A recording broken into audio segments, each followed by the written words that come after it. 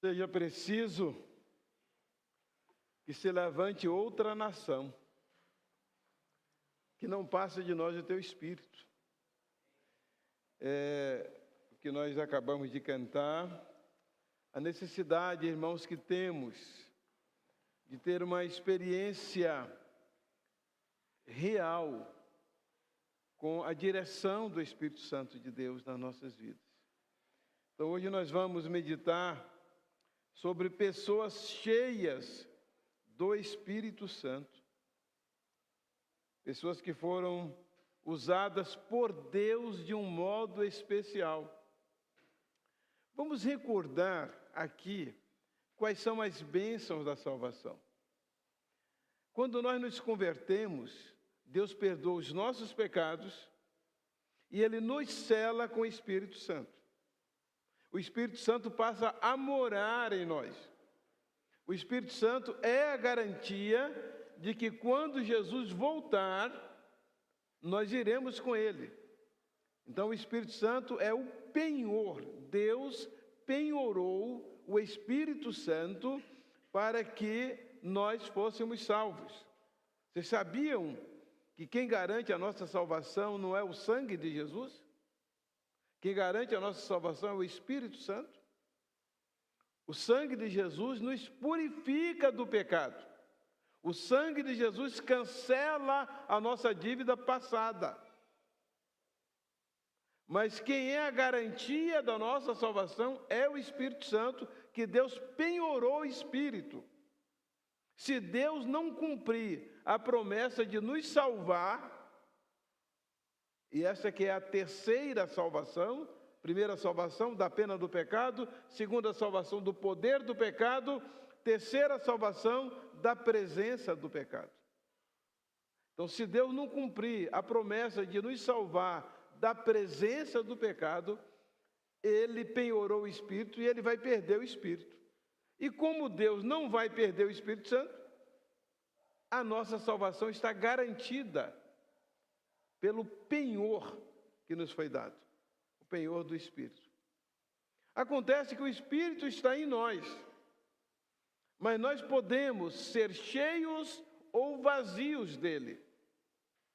Podemos ter só um pouquinho, se é que a gente pode usar esse tipo de linguagem humana para se referir à presença do Espírito Santo, usando-nos um pouco ou mais.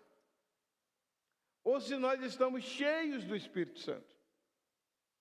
Então, nesta manhã, eu quero trazer alguns textos bíblicos que nos falam sobre pessoas que foram cheias do Espírito Santo e por que motivo ou com qual propósito elas foram cheias do Espírito Santo. Eu quero começar, em primeiro lugar, cheios do Espírito Santo para o serviço do Senhor. Olha o que diz em Atos capítulo 6, versículo 3. Por isso, irmãos, escolhei dentre vós 7 homens de bom testemunho, cheios do Espírito Santo e de sabedoria, aos quais possamos nomear sobre este serviço. Versículo 5. E este parecer agradou a toda a multidão, e eles escolheram Estevão, homem cheio de fé e cheio do Espírito Santo, e Filipe, e Prócoro, e Nicanor, e Timão, e Pármenas, e Nicolau, prosélito de Antioquia. A igreja de Jerusalém teve um problema lá de conflito, porque como a igreja estava crescendo, muitas pessoas carentes, então eles estavam ajudando no alimento daquelas pessoas. E as viúvas, que eram de origem grega, estavam reclamando, dizendo que a cesta básica delas não era igual à cesta básica das viúvas judias. Isso começou a causar um incômodo no ambiente da igreja. Então, o que os apóstolos fizeram? Reuniram a multidão e falaram: olha, nós precisamos escolher algumas pessoas que cuidem da área social da igreja. porque nós não podemos lidar com esta área. Nós vamos nos dedicar ao ministério da oração e ao ministério da palavra. E assim foram escolhidos 7 homens, e a Bíblia diz que esses homens tinham que ser cheios do Espírito Santo para poder realizar aquele serviço. Então, irmãos, vamos aplicar isso à nossa realidade. Você que serve a Deus em alguma área, é necessário que você se pergunte: qual é a medida do Espírito Santo na minha vida? Eu sou uma pessoa que está vazia, sou uma pessoa que está mais ou menos, eu sou uma pessoa que está pela metade, ou sou uma pessoa que está cheia do Espírito Santo? Então, as nossas ações, o nosso trabalho, o que a gente vai fazer, a gente precisa ver se a gente está fazendo na carne ou no Espírito.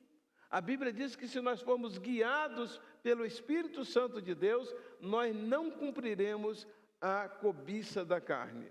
Então, muitas decisões nossas, muitas vezes, a gente não ouve a direção do Espírito.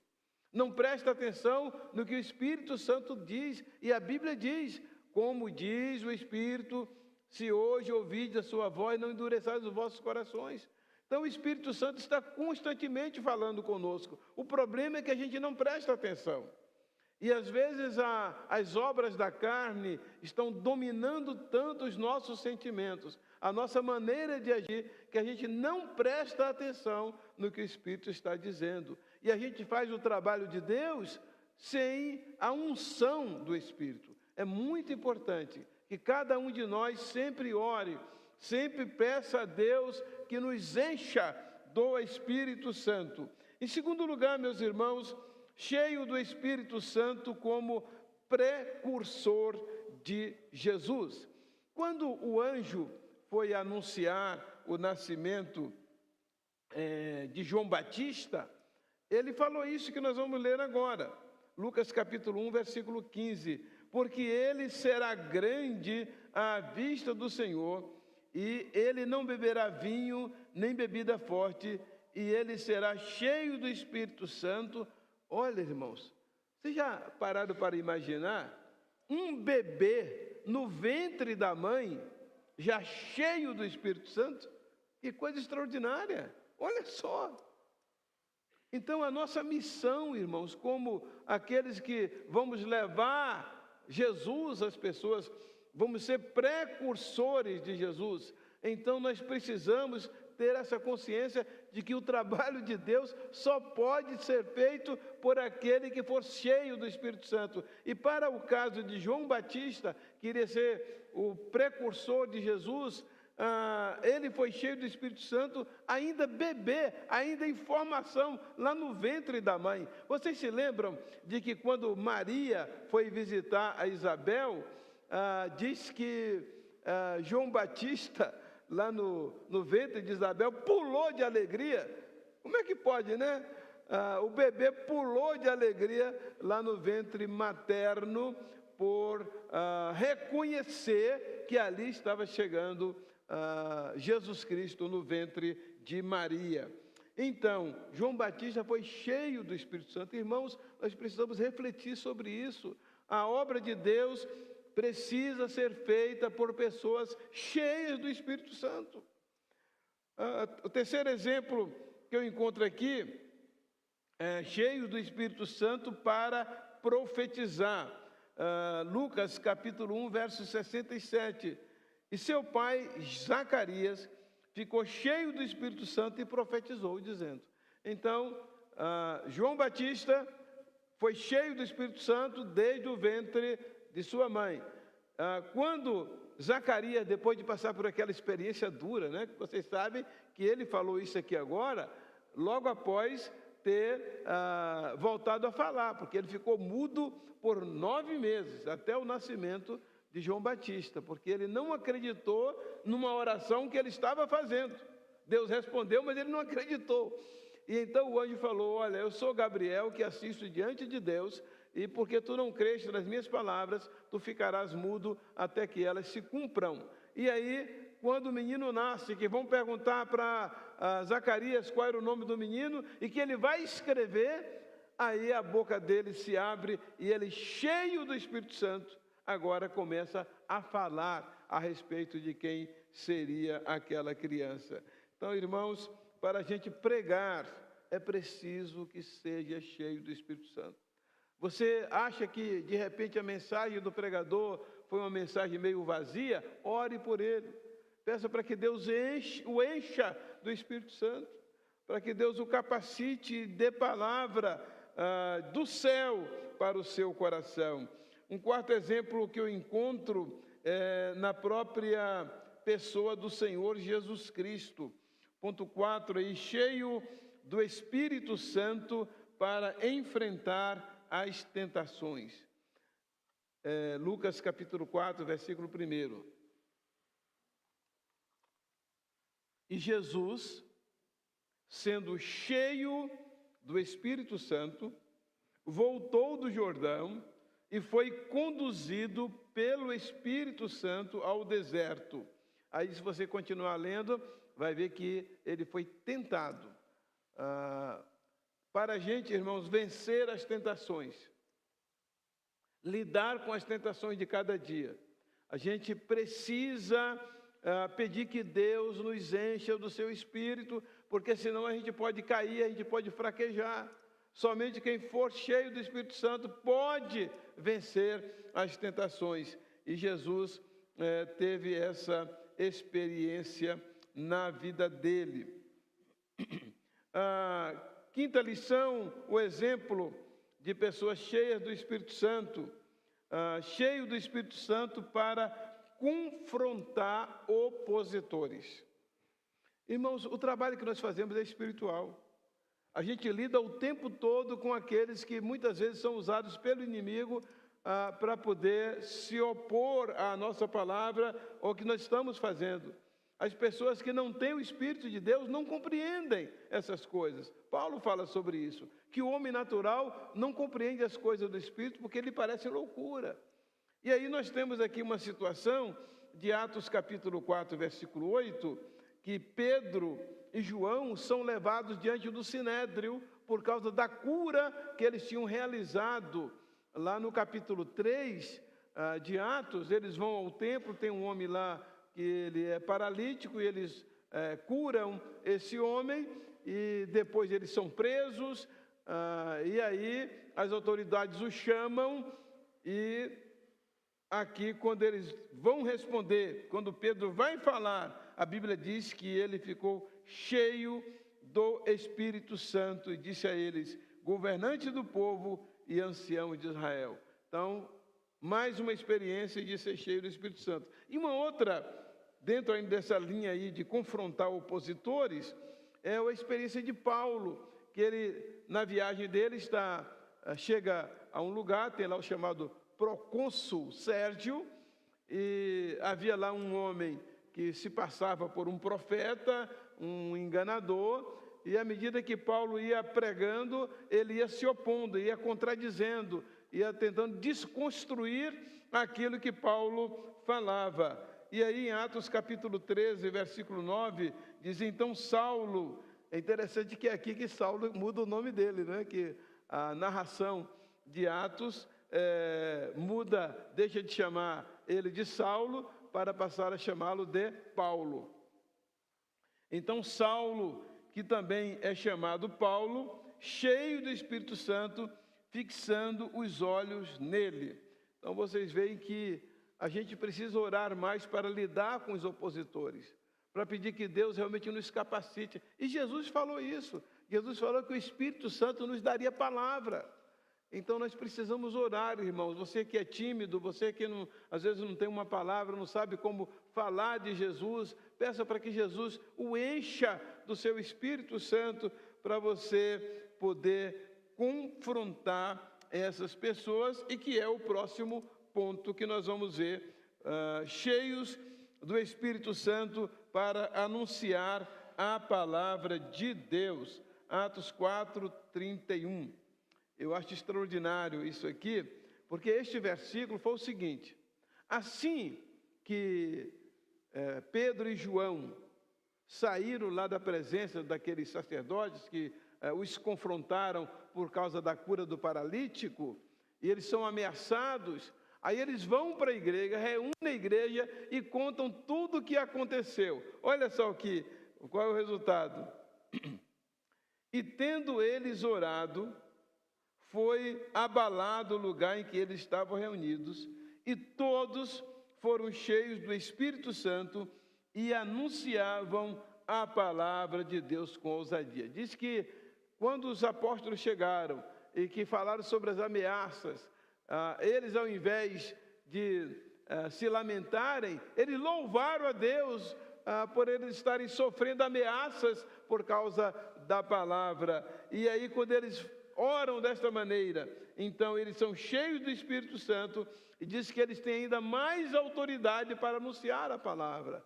Meu irmão, ore pelo pastor, ore pelos pregadores, ore pelos professores da escola bíblica dominical, ore pelos líderes de células, para que essas pessoas sejam cheias do Espírito Santo. Eu sempre peço, Deus, não me deixe fazer um discurso, não me deixe fazer um discurso. Não me deixe falar apenas coisas da minha inteligência ou da minha sabedoria, da sabedoria humana, mas me dá palavra do céu, me dá palavra com unção, para poder alcançar o coração do povo de Deus. Todos os dias, quando a gente vem orar aqui com a equipe de música, a oração é esta, para que Deus nos capacite para trazer uma mensagem do céu. E se você acha que a mensagem está meio fraca, ore pelo pregador.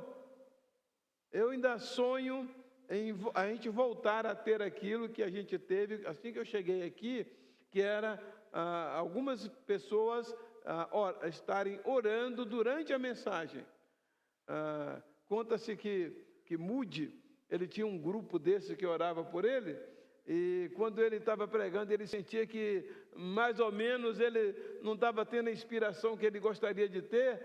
Aí ele batia o pé no chão, que o pessoal orava numa sala lá embaixo, e aí o pessoal sabia, olha, ele está precisando de apoio lá na oração.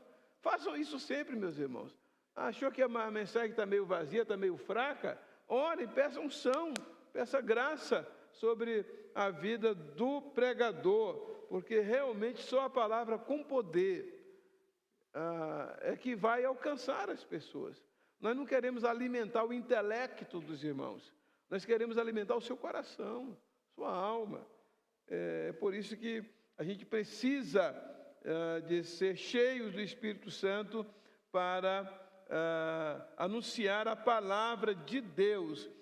O sétimo exemplo que eu encontro de pessoas cheias do Espírito Santo está em Atos 11, 24, cheio do Espírito Santo para levar vidas ao Senhor. Eu acho extraordinário aqui a experiência de Barnabé. Isso aqui, a referência é a Barnabé, porque ele era um bom homem, e cheio do Espírito Santo e de fé, e uma grande multidão foi acrescentada ao Senhor. Como nós precisamos de homens e mulheres cheios do Espírito Santo, irmãos. Pessoas que sejam usadas por Deus para levar outras a Cristo. É por isso que nós estamos aqui, irmãos, já há 2 meses, batendo essa tecla sobre avivamento espiritual, porque a gente não pode continuar assim. A gente precisa ter pessoas aqui que foram levadas a Cristo, que elas já venham à igreja, já tendo sido salvas por Jesus, através de você, meu irmão, sendo instrumento de Deus para levar essa pessoa a Jesus. É assim que há conversões na igreja.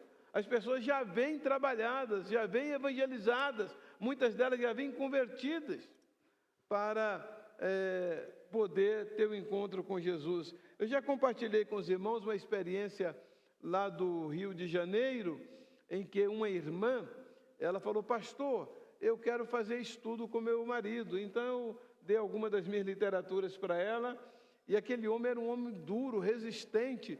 Ele tinha proibido até de haver reunião de célula na casa dele, mas ela começou com sabedoria e com a unção de Deus, fazendo estudos com ele. E aí um dia ela chegou: pastor, olha, o meu marido mandou dizer para o senhor, para domingo, o senhor fazer apelo porque ele vai vir à igreja para se entregar para Jesus. E foi muito interessante porque ele levou até convidado, um amigo dele falou, olha, eu vou entregar minha vida para Jesus, vem cá para você ver como é que é. E aí, nesse dia, eu tinha certeza que ia haver decisão no culto, né? Porque já veio, né? Conversão por encomenda, né? Então, quando eu terminei de pregar, ele nem esperou haver o apelo, não. Ele já foi se levantando e ia ver à frente para entregar a vida dele para Jesus. Lá em Murié, uma irmã estava fazendo discipulado, estudo bíblico com um casal. E aí eles foram no culto de oração. Aí a irmã falou, pastor, o senhor não deixa de fazer apelo não, né? Porque fulano e beltrano já aceitaram Jesus. Eles só querem fazer a decisão deles publicamente. Então, eu dirigi o culto de oração. Quando foi no final, eu perguntei, por acaso haveria aqui alguém que gostaria de entregar sua vida a Jesus? E os dois levantaram. Meus irmãos, eles foram discipulados. O vizinho deles, casal vizinho, também se converteu, da direita ou da esquerda também. Um rapaz de frente da casa deles também se decidiu. Nós começamos uma célula naquela casa. Depois, esse casal se tornou líder de célula e essa célula se multiplicou em 2 depois. Então, é preciso que cada irmão comece a fazer isto e traga as pessoas já salvas. Não dependam da pregação para que elas tenham um encontro com Jesus. Cada irmão cumprindo sua missão, evangelizando seu amigo, seu parente, seu vizinho, seu colega de escola e trazendo-o aqui para que ele possa fazer a entrega dele para Jesus. Então, é muito importante que, para fazer isso, você seja cheio do Espírito Santo, tá? Para que muitas pessoas possam se unir ao Senhor. Barnabé, ele não era pastor, ele não era diácono, ele era um membro da igreja lá. Era um homem muito generoso. Gosto muito daquele hino, Barnabé, era o seu nome, Barnabé, natural de Chipre, também chamado de José da Consolação. Homem bom e poderoso, cheio de amor e fé.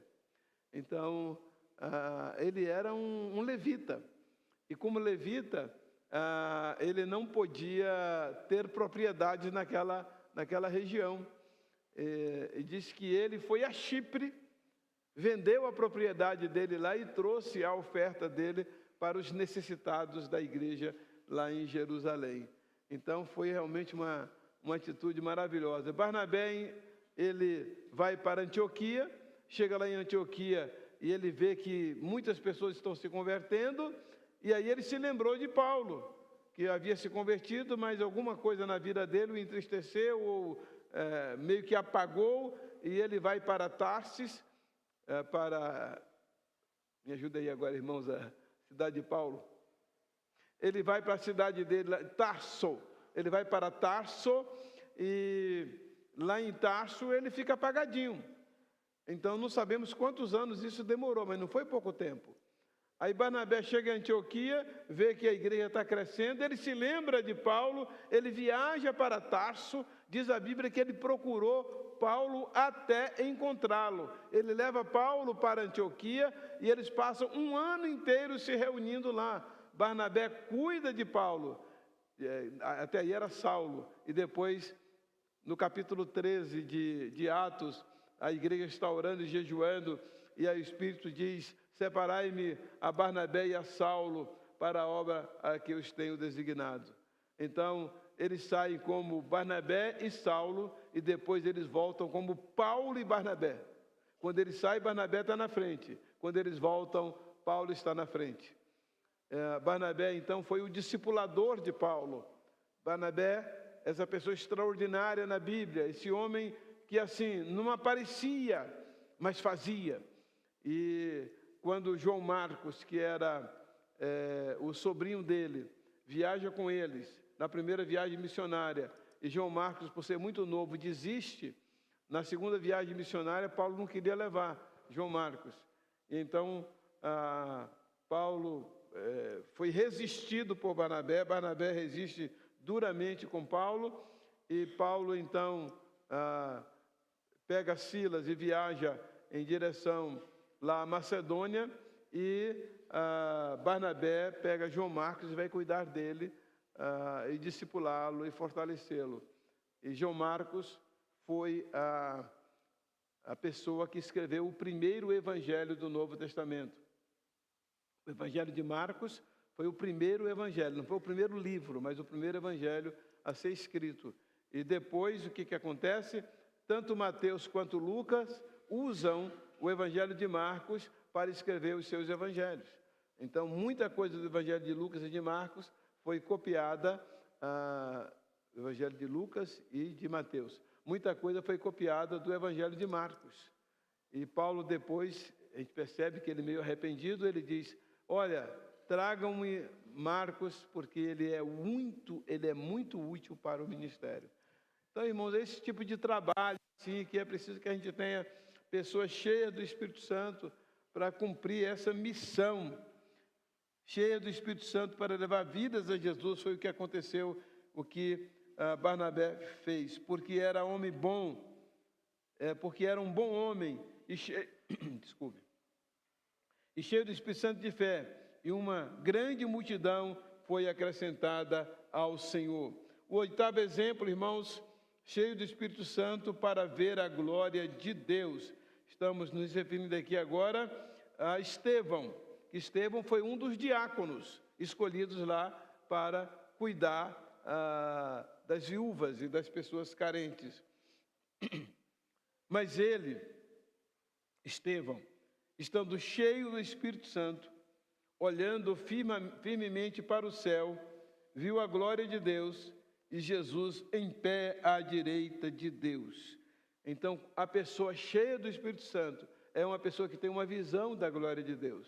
Ela tem uma visão diferenciada das outras. Havia muita gente, muitos religiosos naquele momento ali, mas somente Estevão pôde ver a glória de Deus, porque só ele estava cheio do Espírito Santo. Muitas vezes na igreja acontece isso. Só algumas pessoas estão cheias do Espírito Santo, e somente essas pessoas podem ter uma visão maior do reino e da glória de Deus. Mas aí, como eu sempre gosto de fazer umas perguntinhas, hoje eu não vou prometer presente não. Mas aqui diz que Jesus estava em pé à direita de Deus? A Bíblia não diz que Jesus subiu e assentou-se à direita de Deus? Como é que ele está em pé aqui? Como é que Estevão tem a visão de que Jesus está em pé à direita de Deus? Quem pode me responder? Quem é que está falando? Sim, o que, André? Opa, já está no caminho. Excelente, excelente. Jesus se levantou para receber Estevão. Muito bom. Tem mais uma coisa. Oi? Primeiro Marte está no caminho. Exatamente. Estevão seria o primeiro Marte. Olha, é isso aí mesmo, viu? Mas só falta mais uma coisinha. Eu tenho uma mensagem, aliás, no meu livro de Atos, o título é esse: Expectativa nos céus, Jesus em pé. Aquele, irmãos, era um momento que a primeira pessoa iria dar a vida pelo reino. Aí, se é que a gente pode dizer isso, não é? É uma linguagem chamada antropopaica, que é atribuir a Deus um sentimento humano, né? Jesus, né? Está sentado do lado direito do Pai. Na hora que Estevão, ele não se aguenta, ele fica em pé, eu tenho que ver como é que vai ser esse negócio. Olha só, irmãos. Ele se levanta para receber, exatamente, mas também aquela expectativa, e vai ser o primeiro mártir do cristianismo. Aliás, hoje à noite, a mensagem de hoje à noite, essa é a mais elevada honra a Deus. A mais elevada honra a Deus. Vamos pensar sobre essa questão dos mártires. Então, Jesus fica em pé. E Estevão tem essa visão gloriosa. ver a glória de Deus e Jesus em pé. A grande expectativa da vida de cada um de nós. Em nono lugar, meus irmãos, cheio do Espírito Santo é um desejo de Deus. Quando Paulo se converte, Jesus chama Ananias e Ananias vai lá conversar com Saulo. E é este versículo que nós vamos ler agora. E Ananias foi pelo caminho e entrou na casa e, impondo as suas mãos sobre ele, disse: Irmão Saulo, o Senhor Jesus que te apareceu no caminho por onde vinhas, me enviou para quê? Para quê? Recebas tua visão e sejas cheio do Espírito Santo. É o desejo de Deus que toda pessoa que se converte, além de receber o Espírito Santo como selo, isso aí é Deus quem dá no momento da conversão. Mas o enchimento do Espírito Santo é uma disposição pessoal. Por isso que em Efésios 5,18 vai dizer: e não vos embriagueis com vinho, no qual há excesso. Outras versões dizem há contenda. Na linguagem de hoje, diz a desgraça, que na embriaguez pelo vinho, a desgraça, a tragédia. Não vos embriagueis com vinho, no qual há excesso, mas enchei-vos do Espírito Santo. Então, a decisão de encher do Espírito Santo é nossa. Essa é uma coisa que Deus não faz se nós não quisermos, se nós não permitirmos que sejamos cheios. Há dois outros versículos que não vão ser projetados aqui, mas a Juliana tem ali para o pessoal que nos acompanham virtualmente, que é João 3,34. Pois o enviado de Deus fala as palavras dele, porque Deus não dá o Espírito por medida. Deus não fica medindo o Espírito, vou dar mais um pouquinho agora, um conta-gota depois. Não. Deus não dá o Espírito por medida. E esse texto de Lucas 11:13, que diz: ora, se vós que sois maus, sabeis dar boas dádivas aos vossos filhos, quanto mais o vosso Pai Celestial dará o Espírito Santo àqueles que lhe pedirem. Então, o que nós estamos precisando, irmãos? Querer ser cheios do Espírito Santo. Dizer isso para Deus. Quero convidar a congregação a se colocar em pé, vamos orar. Cada irmão pensando na missão que nós temos aqui. É impossível vencer as tentações sem ser cheio do Espírito Santo. Todas as pessoas que foram usadas de modo especial por Deus foram pessoas cheias do Espírito Santo. Para a gente confrontar os opositores, é preciso que seja cheio do Espírito Santo. Até João Batista, desde o ventre da mãe, foi cheio do Espírito Santo. Os diáconos foram cheios do Espírito Santo. Os pregadores, os evangelistas foram cheios do Espírito Santo. E nós estamos precisando de uma igreja, meus irmãos, cheia do Espírito Santo. Porque é só assim nós vamos poder cumprir nossa missão. O povo de Deus precisa entender isso. E precisa desejar e buscar isso. Se os irmãos prestarem atenção nos textos que antecedem a Lucas capítulo 11, vai dizer o quê? Pedi e dar-se-vos-á, buscai e achareis, batei e abri-se-vos-á, porque o que pede recebe, o que busca encontra, o que bate abre-se-lhe a porta. Se vós, sendo maus, sabeis dar boas coisas aos seus filhos, quanto mais o vosso Pai Celestial dará o Espírito Santo. Esse dará o Espírito Santo só está em Lucas, não está em Mateus. Lá em Mateus diz dará bens. Mas aqui em Lucas não, porque Lucas é um evangelista do Espírito Santo. Ele escreveu o Evangelho de Atos, e o Evangelho de Atos é permeado de referências ao Espírito Santo. O quanto nós precisamos, irmão, do Espírito Santo nas nossas vidas, de sermos guiados por Ele, de não sermos guiados pela carne, de nossas decisões não serem decisões carnais, nossas atitudes não serem atitudes carnais, mas serem atitudes sob a direção do Espírito Santo nas nossas vidas.